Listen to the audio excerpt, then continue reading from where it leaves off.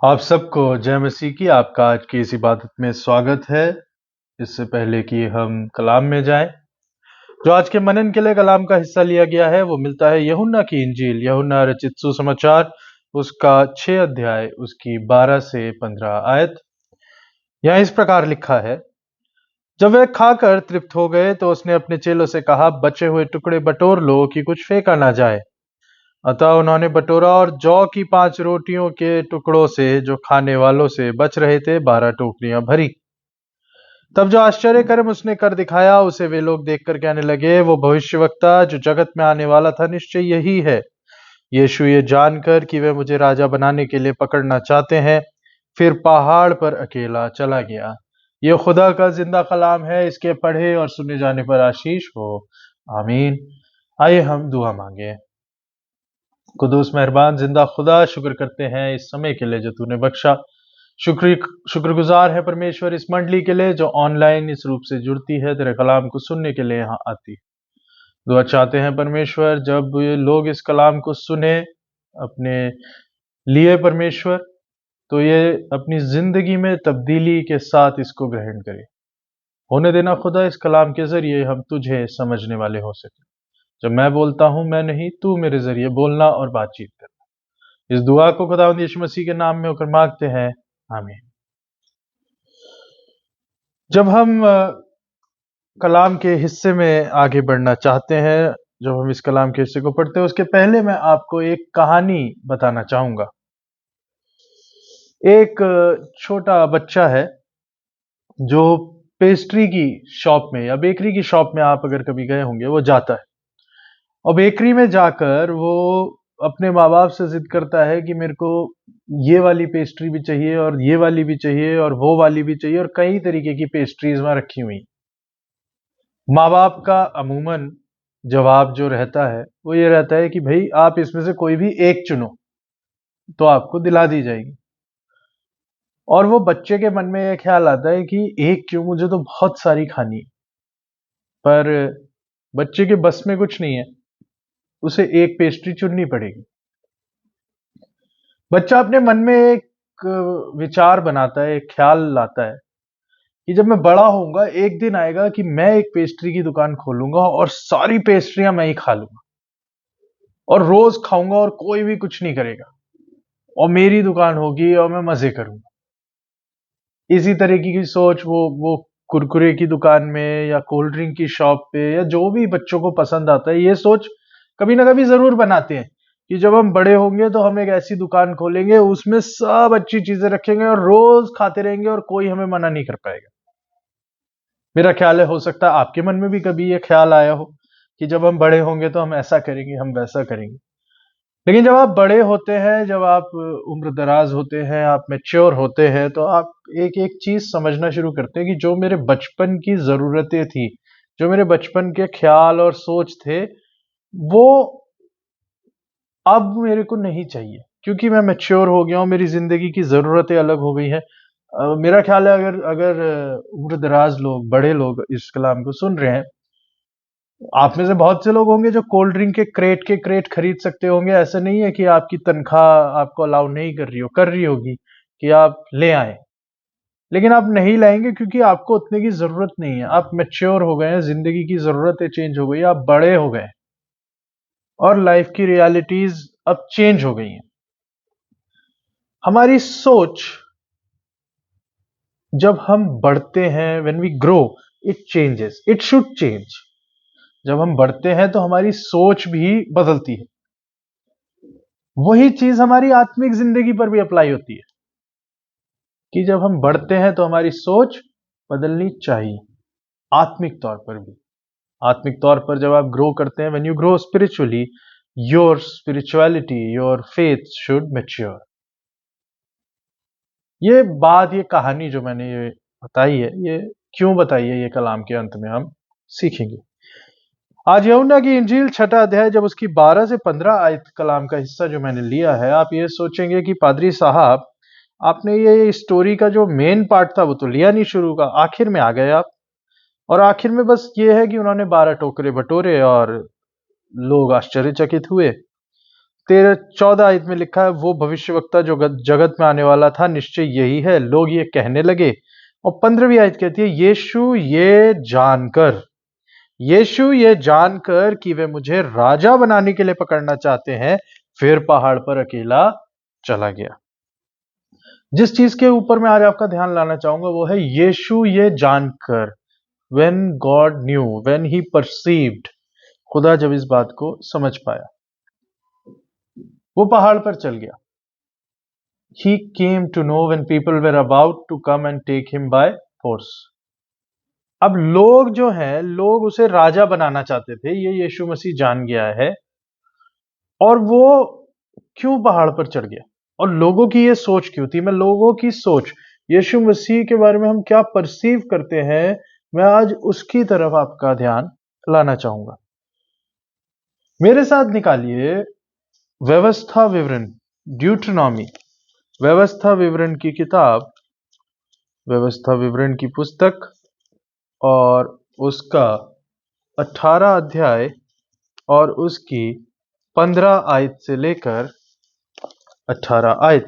व्यवस्था विवरण की किताब, उसका 18 अध्याय, उसकी 15 आयत से लेकर 18 आयत। यहाँ क्या लिखा है?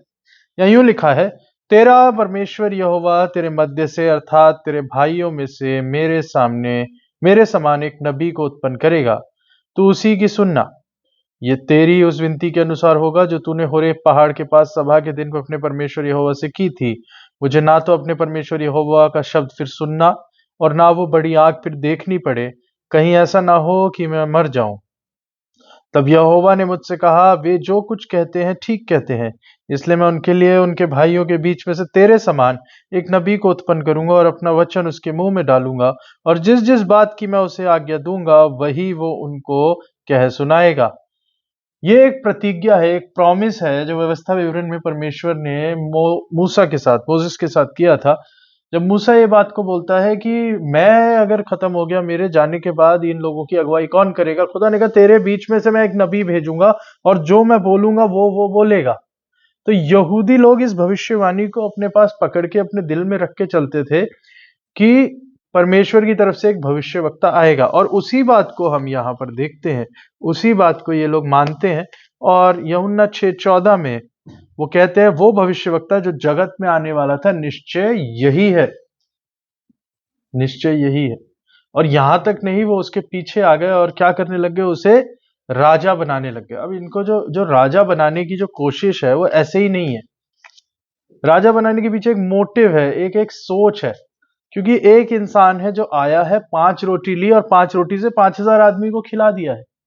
ऐसे आदमी को अगर हम राजा बना देंगे तो इकोनॉमी कितनी बेटर फंक्शन करेगी।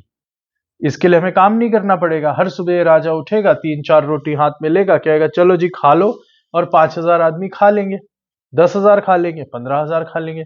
इजराइल के खाने की परेशानी ही खत्म।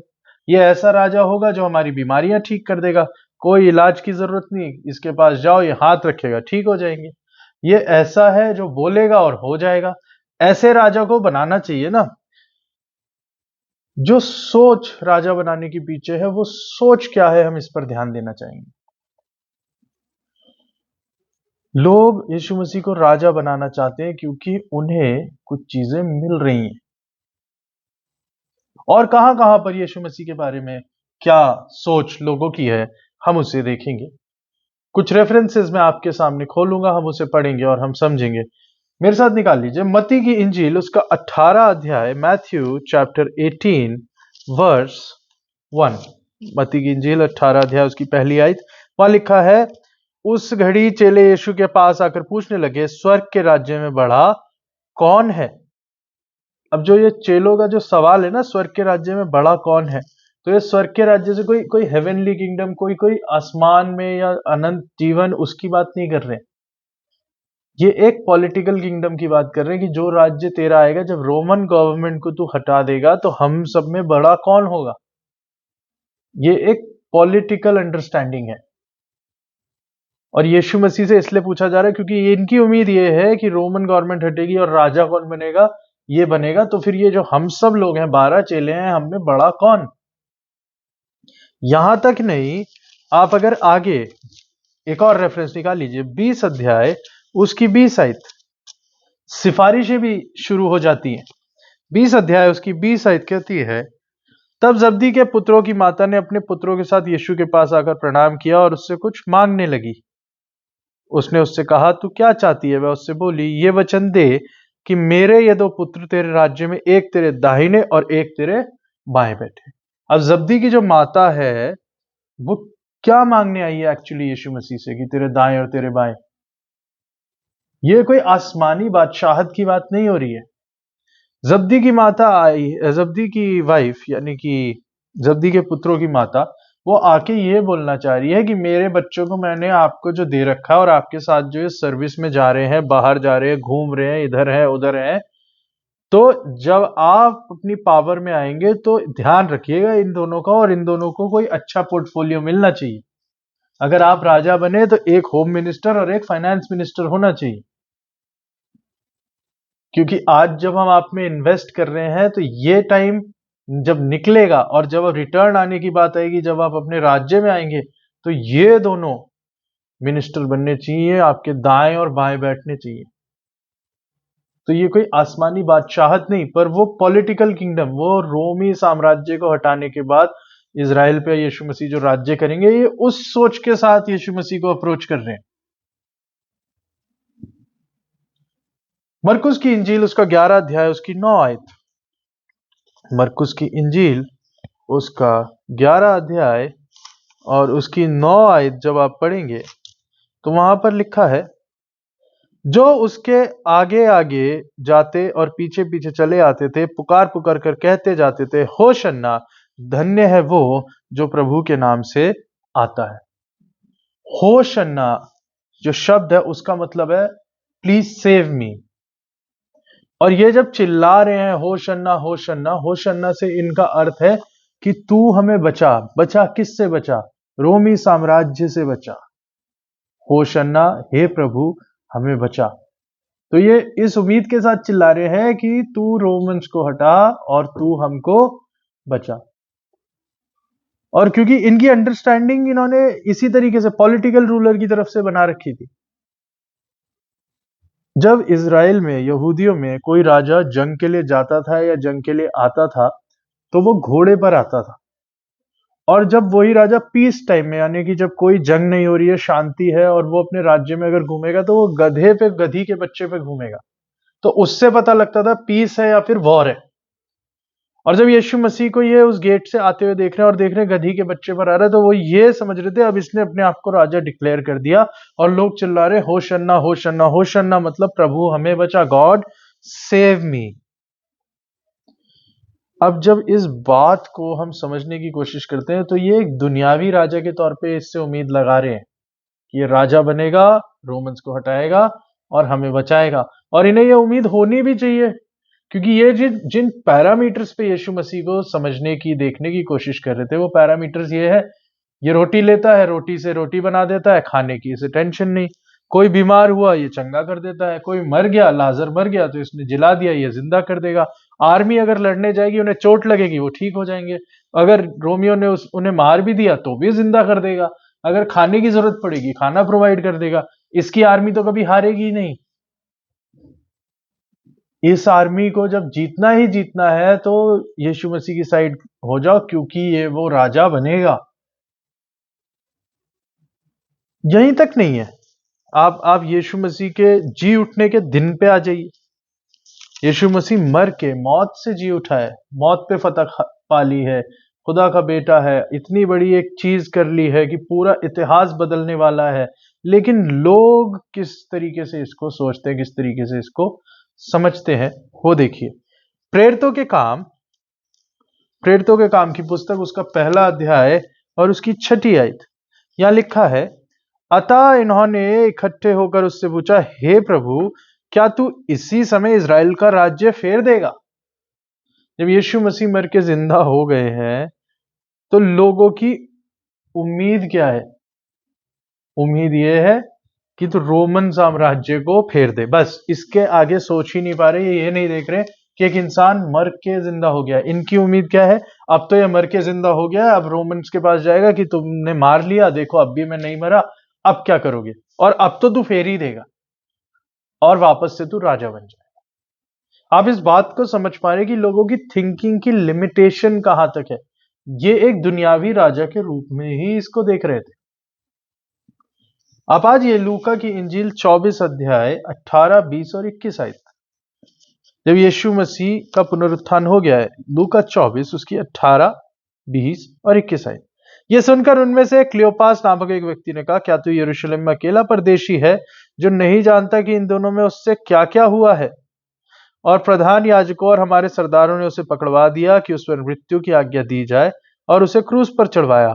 परंतु हमें आशा थी कि यही इज़राइल को छुटकारा देगा। इन सब बातों के सिवाय इस घटना को हुए तीसरे दिन है। परंतु हमें ये उम्मीद थी कि ये हमें छुटकारा देगा, इज़राइलियों को छुटकारा देगा। किन से छुटकारा देगा? रोमन से, रोमी साम्राज्य से। बस इज़राइल का छुटकारा, उसके आगे कुछ नहीं समझ पा रहे हैं। ये लोग केवल दुनियावी तरीकों से सोच पा रहे थे। इसीलिए जो आज मैंने आयत ली है वो मिलती है यूहन्ना 6:15 में। यीशु ये जानकर कि वो राजा बनाने के लिए पकड़ना चाहते थे, फिर पहाड़ पर अकेला चला गया। ये केवल दुनियावी तरीके से सोच रहे थे। लोग सोच रहे हैं कि हम इसकी इज्जत कर रहे हैं, ऑनर कर रहे हैं, इसको राजा बना देंगे। पर यीशु मसीह राजा बनना ही नहीं चाहते, क्योंकि तुम्हारी सोच में जो राजा है, मैं वो हूं ही नहीं, मैं उससे कहीं ज्यादा, कहीं आगे, कहीं बड़ा हूं। और यीशु मसीह को यह भी पता था कि ये जो राजा बना रहे हैं, इसका रीजन क्या है, इसकी वजह क्या है। जब यूहन्ना की इंजील आप निकालेंगे और यूहन्ना की इंजील को शुरू से पढ़ना, गॉस्पेल ऑफ जॉन को शुरू से पढ़ना शुरू करेंगे, तो आपको यह समझ आएगा। सेकंड चैप्टर से जब आप पढ़ना शुरू करते हैं, यीशु मसीह का पहला मौजज़ा, मैं इसकी तरफ आपका ध्यान लाना चाहता हूं। यीशु मसीह का पहला मौजज़ा क्या है? वो मौजज़ा पानी से दाखरस बना देना। अब मुझे इस बात को कंपेयर करके बताइए, दुनिया को बनाने वाला, दुनिया को चलाने वाला, खुदा का बेटा, जिसके पैदा होने पे स्वर्गदूत आ रहे हैं, जिसकी माँ को यह संदेश दिया जा रहा है, उसके पैदा होने से 400 साल पहले भविष्यवाणियां हो रही हैं कि एक कुंवारी गर्भवती होगी। उसके फादर को सपने में ये संदेश दिया जा रहा है कि ये पैदा होगा। जब वो पैदा हो रहा है, कहां से गडरिया आ जा रहे हैं, मजूसी आ जा रहे हैं, तारे सेट हो जा रहे हैं। मतलब एक बहुत बड़ी इवेंट है, और ये समझ आ रहा है कि ये कितना बड़ी चीज हुई है। कौन पैदा हुआ है, ये सब देखते हुए और यीशु मसीह को समझते हुए कि ये खुदा है, उसकी माँ उससे क्या रिक्वेस्ट कर रही है कि शादी में दाखरस खत्म हो गया, जरा अरेंज कर दो। क्या ये खुदा के लेवल की रिक्वेस्ट है कि शादी में ये चीज खत्म हो गई है, जरा देखना, यहाँ पे खत्म हो गई है, इसको अरेंज कर दो? यीशु मसीह का जवाब क्या होता है? क्या बोलते हैं यीशु मसीह? हे महिला, मुझे तुझसे क्या काम? ये मेरे लेवल की चीज नहीं है। लेकिन हमारी उम्मीद क्या है कि मेरी ये जरूरत है, ये पूरी कर दो, कि ये मेरे लिए अभी बहुत इंपॉर्टेंट है कि शादी में दाखरस खत्म हो गया। उस दाखरस के आने से मुझे ये बताइए, आपके आत्मिक जीवन में क्या फर्क आ गया? यीशु मसीह की पूरी मिनिस्ट्री में क्या किसी की लाइफ में चेंज आ गया कि यीशु मसीह ने पानी से दाखरस बना दिया? केवल उस प्रधान जो भोज का प्रधान था, उसके अलावा किसी की जिंदगी में फर्क नहीं हुआ। उस शादी में बैठे 50, 100, 200 लोगों के अलावा क्या क्या फर्क पड़ा? क्या ये यीशु मसीह के स्टैंडर्ड की, लेवल की बात है? पर ये जरूरत मरियम को महसूस हो रही है, और वो ये नहीं देख रही है वो किसके आगे क्या बोल रही है। तो यीशु मसीह ने उस बात को पूरा कर दिया। ठीक है, ये लो, पानी भरो, हो गया, खुश। आप पढ़ते जाइए। मंदिर में व्यापारियों का निकाला जाना, बेल्ट लिया और मारा उनको और बाहर निकाल दिया। खुश हो गए लोग, अरे ये बहुत ज्यादा चार्ज कर रहे थे, ये बहुत ज्यादा पैसे लगा रहे थे।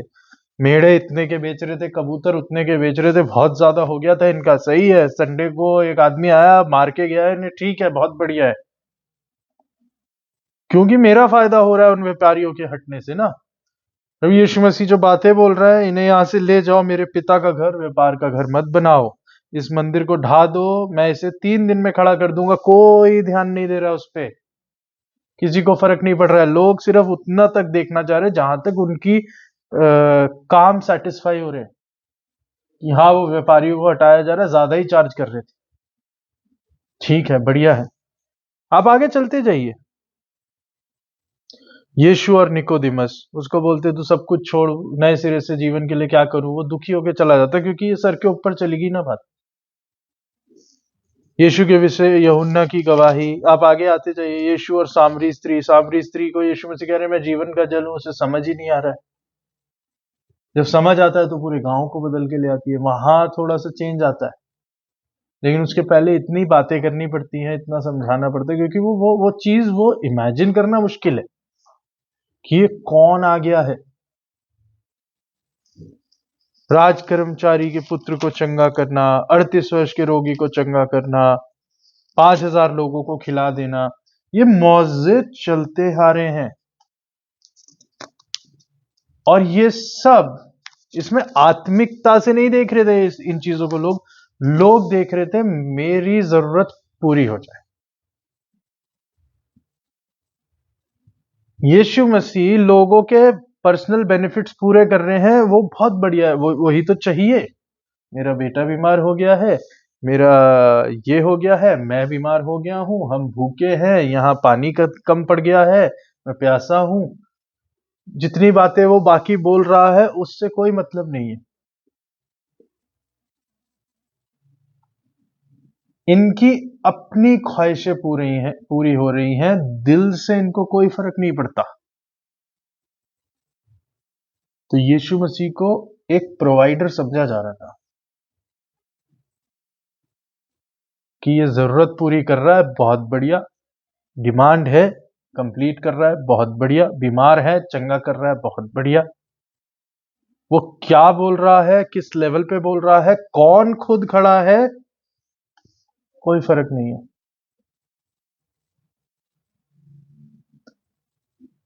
अगर इन्हें इतना ही फर्क पड़ रहा होता, मैं आज इस बात को सोच रहा था, तो यीशु मसीह जब पकड़े गए, कोई तो सामने आता, एक तो आता बोलने के लिए कि नहीं नहीं भाई क्यों मार रहे हो, ये गलत आदमी नहीं है, इसने बहुतों की मदद करी है। जब वो पकड़वाया गया, केस चल रहा है, सब हो रहा है, कोई कोई आदमी आया ही नहीं उसकी डिफेंस के लिए, क्योंकि जब तक उससे फायदा हो रहा था, फायदा है। लास्ट तक ये यही बोलते रहते थे, अगर तू चाहे खुद को बचाना, खुद को बचा, तू तो सब कुछ कर सकता है। तब भी टेस्ट कर रहे, अपने आप से कोई आया ही नहीं उसकी डिफेंस के लिए। पर जब उससे मिल रहा था तो भीड़ की भीड़ उसके साथ थी। हम लोग बहुत दफा खुदा को इज्जत देते हैं क्योंकि वो हमारी दुआओं को सुनता है। मेरी बात ध्यान से सुनिएगा। हम लोग बहुत दफा खुदा को इज्जत देते हैं क्योंकि वो हमारी दुआओं को सुनता है। और एग्जैक्ट ऐसा ही इसका इनवर्स रिलेशन भी है बहुत लोगों का। हम खुदा को इज्जत नहीं देते क्योंकि वो हमारी दुआओं को नहीं सुनता है। हमारा रिश्ता इस चीज के साथ लिंक और लिमिट हो गया है। हमें चाहिए हीलिंग, हमें चाहिए केयर, हमें चाहिए कंफर्ट, हमें चाहिए तसल्ली, हमें चाहिए सब कुछ। मेरे को ये भी चाहिए, वो भी चाहिए, और खुदा से दुआ करे जा रहा हूं, करे जा रहा हूं। जब तक खुदा सुन रहा है बहुत बढ़िया। पर जैसे ही खुदा ने सुनना बंद किया, खुदा ने कहा जरा इतनी सी कुर्बानी दे देना अपनी एक इच्छा की, मुड़ जाते हैं हम। पतरस बोलता रहता था, अरे ऐसे कैसे आपको लग जाएगी, मैं अपनी जान दे दूंगा, ये दे दूंगा, वो दे दूंगा। यीशु मसीह ने कहा मुर्गे के बांग देने से पहले 3 बार तू मना कर देगा। जैसे ही वो पकड़ा गया, जब पतरस का समय आया कि उसे खड़ा होना है यीशु मसीह के लिए, पतरस मुकर गया। हम भी ऐसी ही जिंदगी तो नहीं जी रहे कि जब तक खुदा से मिल रहा है तब तक तो बहुत अच्छा है, जहां खुदा से मिलना बंद हुआ वहां पलट गए। वो रिश्ता ही खत्म हो गया। ये रिश्ता ही इस बुनियाद पे टिका हुआ है कि खुदा मांग रहे हैं तो खुदा दे रहा है तो सब बढ़िया है, खुदा सुनता है इसलिए मैं उसकी सुनता हूं, इसलिए मैं उसकी सुनता हूं। हम लोग एक शब्द यूज करते हैं प्रभु, गीत गाते हैं प्रभु महान विचारु कार्य तेरे, या प्रभु का धन्यवाद करो। तो ये प्रभु वर्ड जो हिंदी में प्रभु है, इंग्लिश में लॉर्ड है। Oh lord my God when I in awesome wonder. तो लॉर्ड जो शब्द है वो ग्रीक लैंग्वेज में जो ओरिजिनल शब्द बाइबल में यूज किया गया है वो है कुरियोस। कुरियोस का मतलब होता है owner of a property. Lord जिस सेंस में बोला गया है, जिस सेंस में प्रभु बोला गया है, वो समझिएगा। एक खेत है, तो अगर उसका कोई प्रभु है तो वो प्रभु केवल खेत पे नहीं है, खेत के समान खेत के ऊपर जो रखा है, और खेत पे जो लोग और मजदूर हैं वो उनका भी प्रभु है। जो लॉर्ड और स्लेव का लॉर्ड है ना, ये वो वाला लॉर्ड है, that a person has to be submissive to God, he has to submit himself to God। हम वो वाले सेंस में प्रभु बोलते हैं कि मैं पूरी तरीके से समर्पित हूं। यदि आप नौकरी कर रहे हैं और आपके बॉस ने कह दिया कि ये काम करना है, ये डेडलाइन मीट करनी है, तो आप उससे सवाल नहीं करेंगे कि क्यों करनी है, क्या करनी है, कैसे, मेरा मन नहीं कर रहा। आपको करनी है क्योंकि वो बॉस है, you are working under him. उसी तरीके से जब ये लॉर्ड जो शब्द हम देखते हैं, ये हिस्ट्री का एक टर्म है, Lord and slave, thief term. और उस तरीके से यदि समर्पण है खुदा की तरफ, वो डिमांड किया गया है हमसे कि तुम मुझे जब खुदा मानते हो, प्रभु बोलते हो, इसलिए नहीं कि मैं तुम्हें दे रहा हूं। हमारा रिश्ता इसलिए ना हो कि बस खुदा दे रहा है इसलिए मैं उसे खुदा मानता हूं, नहीं। हमारी इच्छाएं इतनी हैं कि उसके आगे हम सोच ही नहीं पा रहे। हम लॉर्ड बोल रहे हैं, प्रभु बोल रहे हैं, पर जो प्रभु, जो सबमिसिवनेस, जो सबमिशन खुदा की तरफ चाहिए, वो हम नहीं दे रहे हैं। स्लेव का मतलब होता है गुलाम, जो कह दिया वो सही है। और ये वाला जो रिलेशन है वो हमारा नहीं है कि खुदा तेरी तेरी योजना, तेरी इच्छा को मैं पूरी तरीके से मानता नहीं। मेरी कंडीशंस है, ये होगा तो ऐसा है, वो होगा तो ठीक है, नहीं होगा तो मैं नहीं मान रहा। सीएस लुइस एक बहुत बड़े राइटर, थियोलॉजियन हुए। वो कहते हैं there are two kinds of people in the world. दो तरीके के लोग दुनिया में हैं। एक लाइन है, योर विल बी डन, तेरी इच्छा पूरी हो जाए।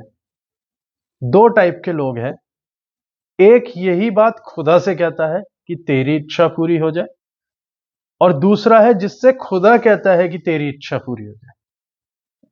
जो खुदा से कहता है तेरी इच्छा पूरी हो जाए, वो है जो खुदा को कहता है कि तेरी मर्जी खुदावंद मेरी जिंदगी से पूरी।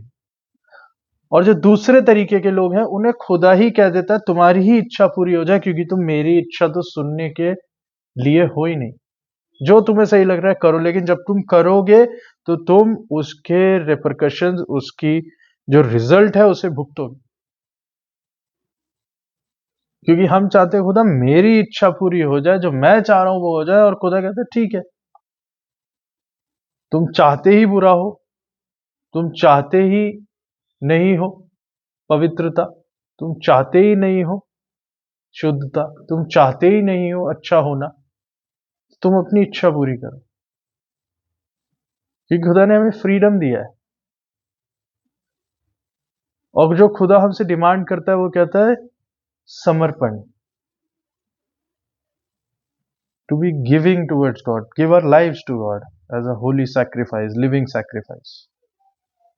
अगर आप अपनी इच्छा के लिए उसे अपना प्रभु बना रहे हैं तो प्रभु आपके साथ नहीं रहेगा।